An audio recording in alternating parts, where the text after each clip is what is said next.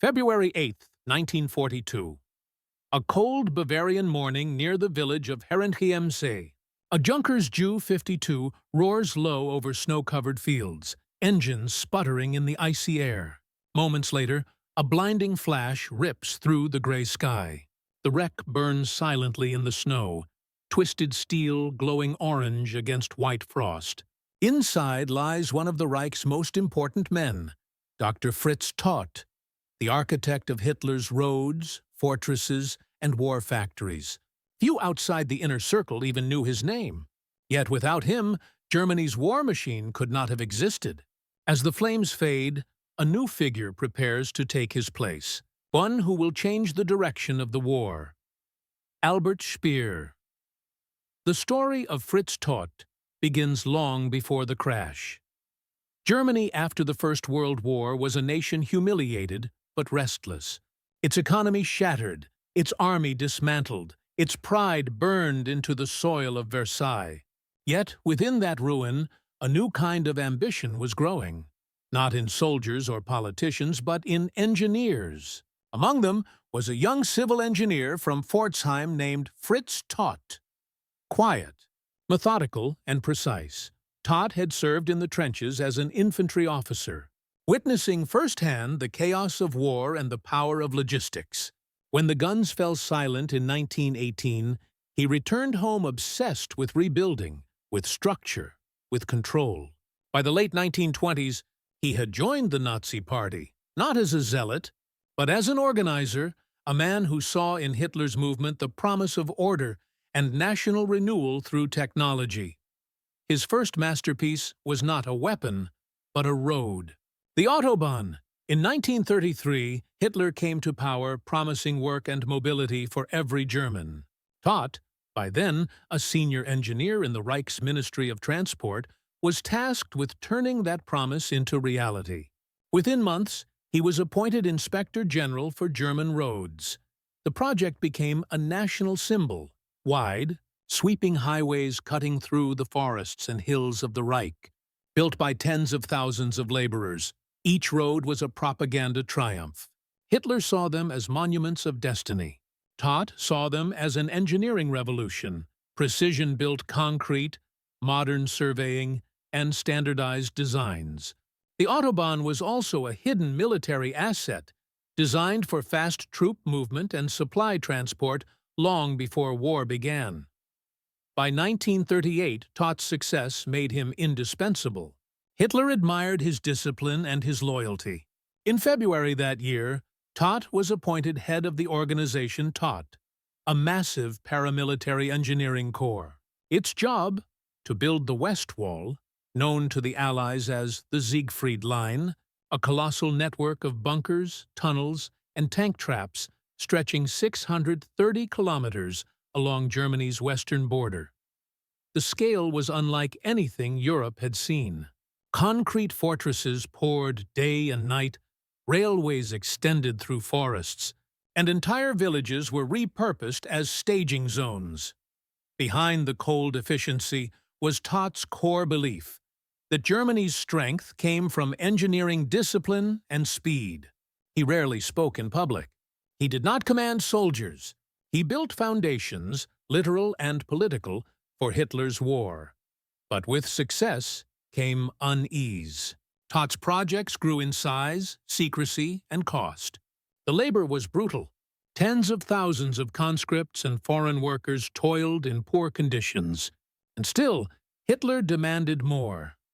More roads, more bunkers, more production. By the eve of war in 1939, the organization Todt had become the silent engine of the Reich. And in that silence, the next phase of Todt's influence was about to begin. September 1939. Germany invades Poland. Within weeks, the world is at war again. While the Wehrmacht captures headlines, Fritz Todt's machines work quietly in the background. His organization Todt builds roads, bridges, and repair lines behind the advancing armies, turning occupied territory into a functioning war zone. Todt's efficiency earns him new authority. In 1940, after France falls, He becomes Reich Minister for Armaments and Munitions. Overnight, the quiet engineer now controls the industrial heart of the Reich. Factories, mines, labor forces, raw materials all flow through his ministry. But Todt is no blind follower. He sees what others ignore. Germany's industry is stretched thin, supply chains fragile, and the Luftwaffe is already overpromised. The war that Hitler envisioned, fast, clean, decisive, is turning into an endless demand for steel, oil, and blood. Still, Todt works.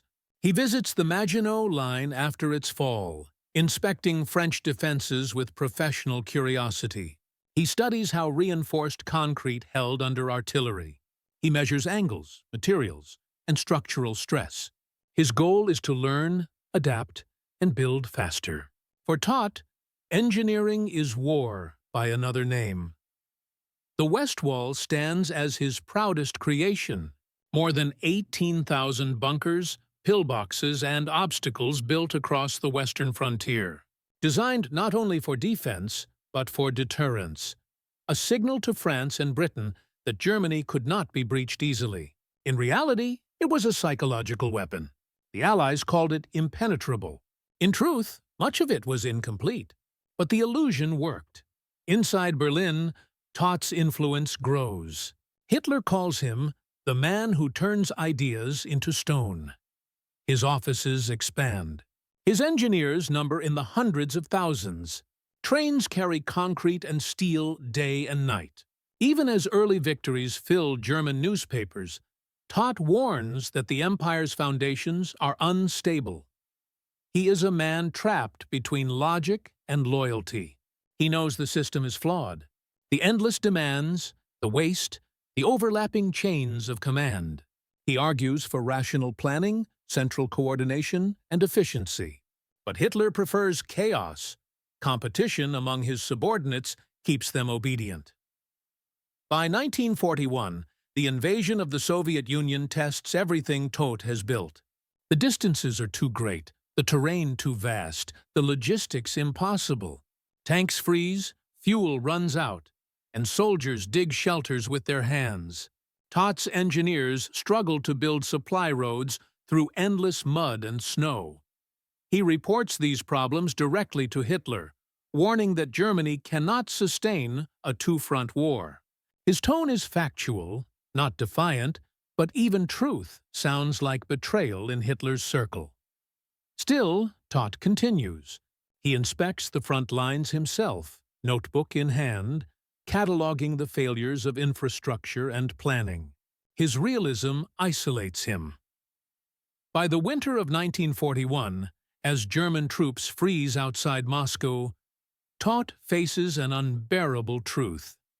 The Reich's dreams are built on fragile ground. The pressure mounts. The engineer who built the machine now sees it breaking apart, and soon, the tension will lead him to his final confrontation with Hitler himself. The human Fritz Todt was not a soldier, nor a politician. He was an engineer who believed numbers never lied. Precision guided him more than ideology ever did. Yet, in the heart of Nazi Germany, logic alone could not survive. His calm, exact personality stood out in a regime driven by emotion and power. Colleagues described him as polite but distant. He rarely raised his voice. He avoided the fanatical displays common among Hitler's circle. In meetings, he spoke only when he had data. His handwriting was neat, his schedules exact to the minute. Behind that calm exterior, he carried an inner conflict, the pride of creation clashing with the guilt of what his creations served. He knew the Autobahn symbolized progress, but it also prepared the way for war. He knew his bunkers protected Germany, but they also buried thousands beneath concrete. Todt's world was one of duality, innovation and destruction sharing the same blueprint. In private letters, he wrote about fatigue, about the endless demands placed on his engineers, and about how technical work was becoming political survival. He was loyal to his profession first, but the Reich demanded loyalty to the Führer above all. That contradiction would define his final years. The tactical angle on the battlefield. Todd's influence was invisible but decisive. The success of Blitzkrieg relied not only on tanks and tactics, but on logistics. Roads, bridges, fuel lines, and repair stations. These were Todd's domain. The organization Todt was the shadow army behind every German advance. When the Wehrmacht crossed into France, Todt's engineers followed within hours. They rebuilt roads destroyed by retreating French forces. They repaired railway bridges bombed by the RAF. They turned captured depots into supply hubs. This speed allowed German armor to move deeper, faster, and longer than any army in history at that point. Todt developed systems for mobile field construction. Prefabricated concrete bunkers, collapsible bridges, and standardized fortifications could be built in days instead of weeks. His methods turned engineering into a weapon. German generals relied on his corps as much as they did on artillery. But the same system that worked in Europe began to fail in the Soviet Union. Distance devoured efficiency. Machinery broke down in mud and frost. Supply lines stretched beyond repair. The genius that fueled Germany's victories was now tested by geography itself. Todt knew it. He saw that the same design that brought victory in the West could not sustain war in the East. The Blitzkrieg engine had limits. His technical reports to Berlin reflected that reality. But Hitler refused to listen. And in those moments of ignored truth, Todt's role began to shift. He was no longer the engineer building Germany's rise. He was the witness to its overreach. The technological angle Todt's mind operated like a machine. Every project he led aimed for maximum efficiency, minimal waste, and total standardization. Under his leadership, the organization Todt became a technological empire. It introduced innovations that reshaped military engineering, from advanced concrete mixtures to modular construction, systems that could be scaled anywhere in occupied Europe. He pushed for automation in munitions plants long before it became common. He promoted mechanized earth movers, conveyor-based production lines, and centralized material tracking. His approach cut weeks off construction time. Hitler called him the miracle worker of steel and stone. Even the Atlantic Wall, the massive coastal defense system later expanded under Speer, began as Todt's concept. He envisioned a fortified Europe connected by high-speed supply routes and reinforced coastal barriers. In his vision, engineering was destiny. But the war turned that vision into obsession. The technology that could have modernized Europe instead became the framework of its destruction. Todt's projects were built with brilliance but powered by coercion. Forced labor replaced skilled workers as the war dragged on. Technical perfection came at the cost of human lives. For Todt, it was the engineer's paradox, a masterpiece of design serving a monstrous purpose. The leadership angle Todt's relationship with Hitler was complex. He was one of the few who dared to speak plainly to him. Hitler trusted his judgment but disliked his independence. Todt's quiet authority came from competence, not fear, and that made him different from men like Göring or Himmler. In meetings, Todt sometimes contradicted the Führer, citing logistical impossibility or resource shortages. He once told Hitler directly that the Eastern Front was unsustainable, without reorganization of supply and labor. Few men could say such things and survive the conversation. Hitler, surprisingly, tolerated him, perhaps because Todt was indispensable. Still, that trust had limits. Others in the Nazi hierarchy resented Todt's influence. Hermann Göring saw him as a rival. Albert Speer, his former assistant, admired him yet quietly positioned himself as his successor. Todt's ministry was efficient, but it lacked political armor. In the Reich, efficiency without loyalty was dangerous. The moral angle every man in the Third Reich faced a choice: obedience or conscience. Todt's came in silence. He was no ideologue. He never joined mass rallies or made speeches about race or destiny. His focus was technical, yet his silence made him complicit. The Autobahn, the West Wall, and the fortresses of occupied Europe all relied on labor systems that destroyed countless lives. He once told a colleague that a war of machines needs men who build, not question. It was both a justification and a surrender. Todt rationalized his role as service to his country, not to ideology. But by 1941, as he saw the human cost rise in the East, that logic began to crack. When he visited the Eastern Front, he was disturbed by the scale of destruction. His notes from that period show frustration, even despair. He understood the futility of continuing a war that engineering could no longer sustain. That inner conflict would soon reach its peak, because the next meeting between Todt and Hitler would not only test his loyalty, but seal his fate. February 1942. The Eastern Front is frozen in failure. German troops, unprepared for the Russian winter, dig shallow trenches in the snow. Vehicles stall, fuel gels in the cold, and the dream of a quick victory collapses. The same army that stormed across Europe now fights to survive against frostbite and hunger. Inside the Wolf's Lair headquarters in East Prussia, Fritz Todt arrives from Berlin. His train is late, the tracks buried in snow. He carries files thick with production reports, transport statistics, and a grim assessment of Germany's industrial limits. The meeting ahead is not a routine briefing. It is a confrontation. When Todt enters the concrete war room, Hitler is already pacing, surrounded by maps and generals. The atmosphere is tense. The failures of the Moscow offensive weigh heavily, but no one dares to voice them. Todt, however, does. Calmly, he lays his papers on the table and begins. He tells Hitler that the war cannot be won militarily, not without reorganizing the entire armament system, not without focusing on defense, not expansion. He speaks of shortages in raw materials, transport breakdowns, and factory overloads. He does not raise his voice. He simply states facts. The room falls silent. For a moment, even Hitler listens. Then anger erupts. Hitler rejects every point, accusing Todt of defeatism. He insists that willpower will overcome shortages, that faith will conquer physics.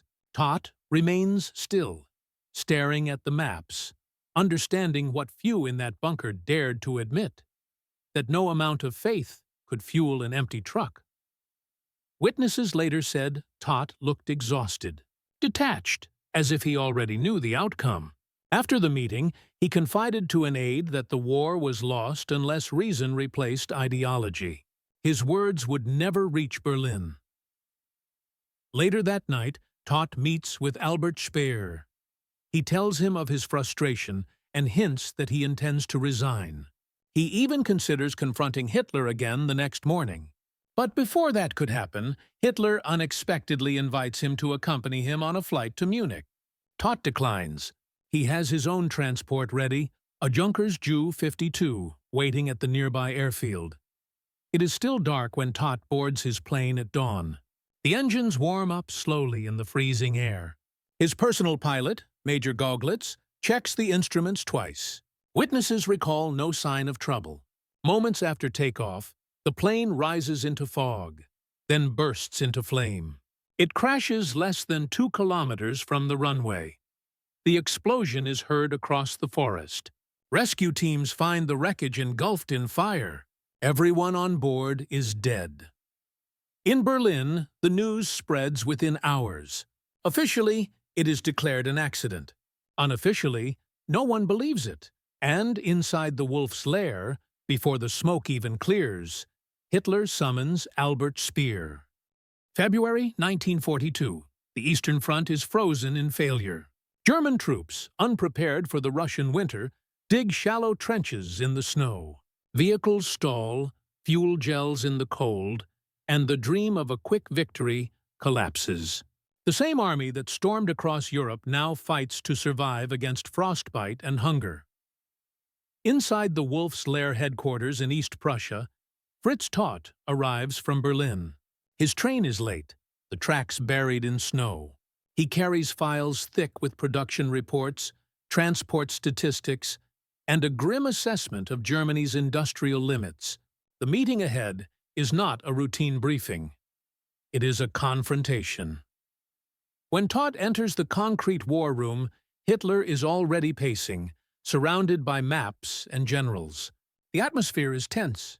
The failures of the Moscow offensive weigh heavily, but no one dares to voice them. Todt, however, does. Calmly, he lays his papers on the table and begins. He tells Hitler that the war cannot be won militarily, not without reorganizing the entire armament system, not without focusing on defense, not expansion. He speaks of shortages in raw materials, transport breakdowns, and factory overloads. He does not raise his voice. He simply states facts. The room falls silent. For a moment, even Hitler listens. Then anger erupts. Hitler rejects every point, accusing Todt of defeatism. He insists that willpower will overcome shortages, that faith will conquer physics. Todt remains still, staring at the maps, understanding what few in that bunker dared to admit, that no amount of faith could fuel an empty truck. Witnesses later said Todt looked exhausted, detached, as if he already knew the outcome. After the meeting, he confided to an aide that the war was lost unless reason replaced ideology. His words would never reach Berlin. Later that night, Todt meets with Albert Speer. He tells him of his frustration and hints that he intends to resign. He even considers confronting Hitler again the next morning. But before that could happen, Hitler unexpectedly invites him to accompany him on a flight to Munich. Todt declines. He has his own transport ready, a Junkers Ju-52 waiting at the nearby airfield. It is still dark when Todt boards his plane at dawn. The engines warm up slowly in the freezing air. His personal pilot, Major Goglitz, checks the instruments twice. Witnesses recall no sign of trouble. Moments after takeoff, the plane rises into fog, then bursts into flame. It crashes less than 2 kilometers from the runway. The explosion is heard across the forest. Rescue teams find the wreckage engulfed in fire. Everyone on board is dead. In Berlin, the news spreads within hours. Officially, it is declared an accident. Unofficially, no one believes it. And inside the Wolf's Lair, before the smoke even clears, Hitler summons Albert Speer. When Albert Speer arrived at the Wolf's Lair hours after the crash, the snow was still falling. He was greeted not with mourning, but with opportunity. Hitler met him privately, his tone subdued but resolved. "Dr. Todt is dead," he said. "You will take his place." Speer was stunned. The body of his former mentor was still warm, yet the machinery of the Reich had already moved on. Within 24 hours, Hitler signed a decree appointing Speer as Reich Minister for Armaments and Munitions. No investigation, no delay. Just replacement. For many inside the regime, Todt's death was more than an accident. It was a signal. The engineer who spoke truth had vanished. The loyal architect, young and obedient, had taken his place. Speculation began immediately. Some claimed the crash was sabotage. Others whispered that Todt's plane had been tampered with after his argument with Hitler. The wreckage was quickly cleared, no formal inquiry was conducted, and records were sealed. Hitler himself refused to discuss the matter. What is known is this: Todt's aircraft exploded within moments of takeoff, before reaching safe altitude. The fuel system was intact. The weather was clear. His pilot was experienced. The odds of spontaneous failure were small. Yet, officially, no cause was ever found. In Berlin, Speer inherited Todt's empire overnight. The organization Todt, the armament factories, and the massive infrastructure network all came under his command. He moved quickly, streamlining production and introducing propaganda around total mobilization. The groundwork had been laid by Todt. but the credit would belong to Speer. For Hitler, it was convenient. Todd's quiet dissent was replaced by unwavering obedience. Speer gave him what he wanted: optimism, data framed as success, and a promise of victory through productivity. Within weeks, Speer expanded Todd's systems, increasing labor output by exploiting prisoners of war and forced laborers. What Todd built as an engineering machine became a human grinder. The factories that once stood for technical achievement turned into engines of suffering. Todd's closest aides were reassigned or silenced. His name slowly disappeared from official documents. Speer rebranded his innovations as his own. The Autobahn, the West Wall, even the industrial reforms, all absorbed into Speer's narrative of efficiency and genius. History began erasing Todt before the war even ended. Hitler ordered a state funeral, calling Todt the greatest builder of the Reich. Yet, even at the ceremony, there was an emptiness, no investigation, no closure, just an efficient burial, as if death were another logistical problem solved. Afterward, Hitler rarely mentioned him again. His photograph was removed from offices. His quotes were omitted from speeches. To the Nazi propaganda machine, Fritz Todt had never existed. But to those who had worked under him, the truth lingered. The man who built Germany's might had died, warning that it would collapse. His final act was not construction, but defiance, a refusal to lie to power. The plane that carried him into the fog carried with it the last breath of technical honesty inside Hitler's empire. And as the flames died in the snow outside Munich, the machine he built continued to run, faster, colder, and deadlier than ever before. In the weeks after Fritz Todt's death, the German war machine did not pause. It accelerated. Under Albert Speer's control, the Ministry of Armaments became one of the most powerful institutions in the Reich. Factories multiplied, labor intensified, and production quotas soared. On paper, Speer achieved miracles. Output of tanks, aircraft, and ammunition tripled between 1942 and 1944. To the outside world, it seemed as if a new genius had emerged, one who could turn defeat into endurance. But behind those numbers was Todt's system. His designs, his processes, his centralized supply chains. Speer had inherited a machine already built to perfection. He only expanded its reach. The organization Todt continued to operate under his name, building fortifications from Norway to North Africa. Its greatest project, the Atlantic Wall, stretched for thousands of kilometers along Europe's western coast. The concept was Todt's. The scale was Speer's. Millions of forced laborers, French, Dutch, Polish, Soviet, worked under brutal conditions, often dying where they built. Todt had once believed in engineering as a force for order. Under Speer, it became a weapon of oppression. Efficiency replaced ethics. Every calculation, every metric, reduced to one purpose: sustaining a losing war. Inside Germany, Todt's absence was quickly forgotten. His image disappeared from posters, his name omitted from newsreels.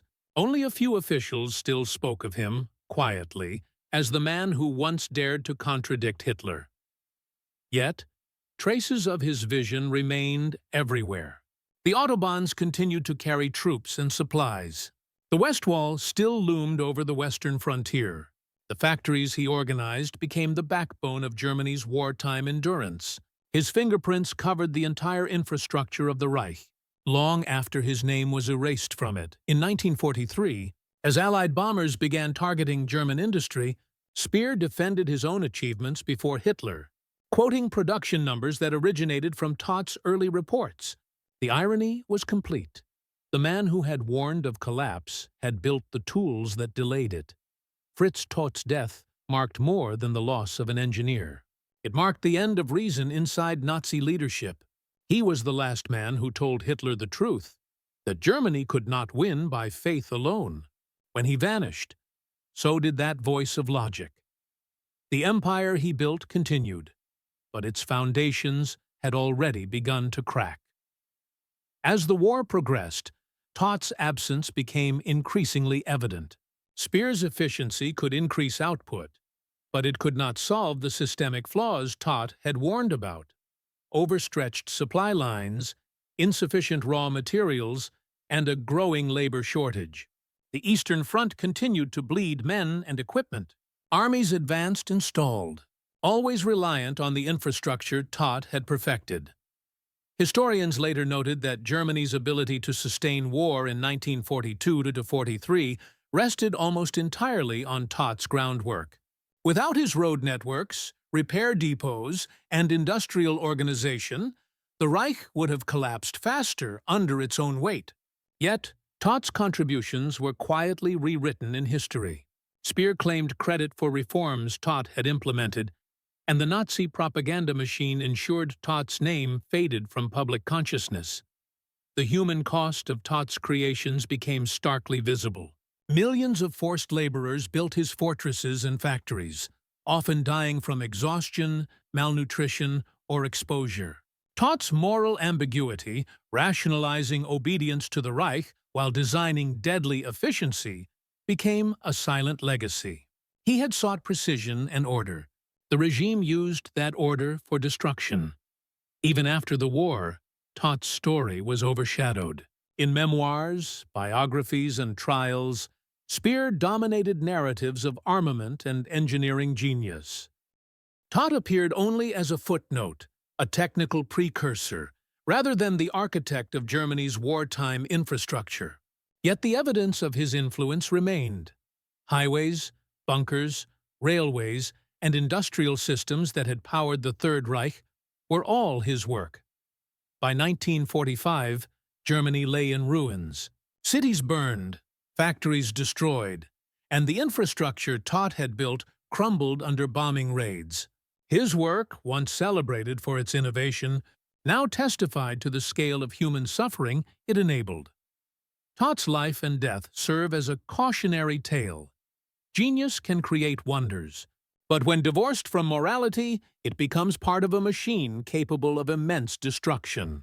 His absence reshaped the Reich, elevated Speer, and silently shifted the course of the war, leaving a shadow over history that few recognized at the time.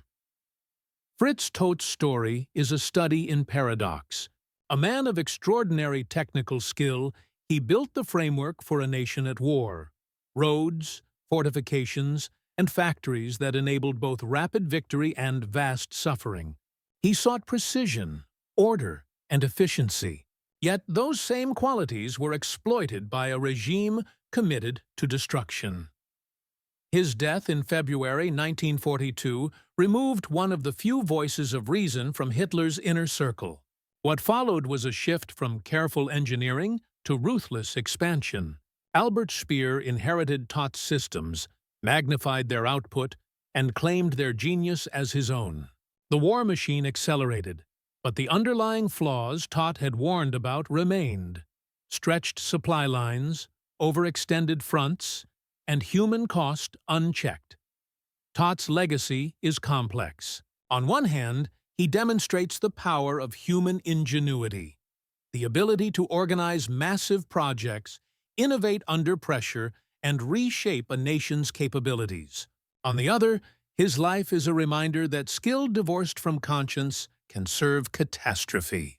The autobahns and bunkers remain, silent monuments to a man who changed the course of World War II, yet whose name almost vanished from history. In the end, Fritz Todt was more than a builder. He was a witness to the limits of technology, morality, and obedience in wartime. His story asks a simple question: how should genius be measured? By its creations, or by the cost those creations exact on humanity? For Todt, the answer was never simple. His life, work, and death continue to challenge how we remember the unseen architects of history. The story of Fritz Todt closes not with triumph, but with reflection, a reminder of the fragile line between innovation and destruction.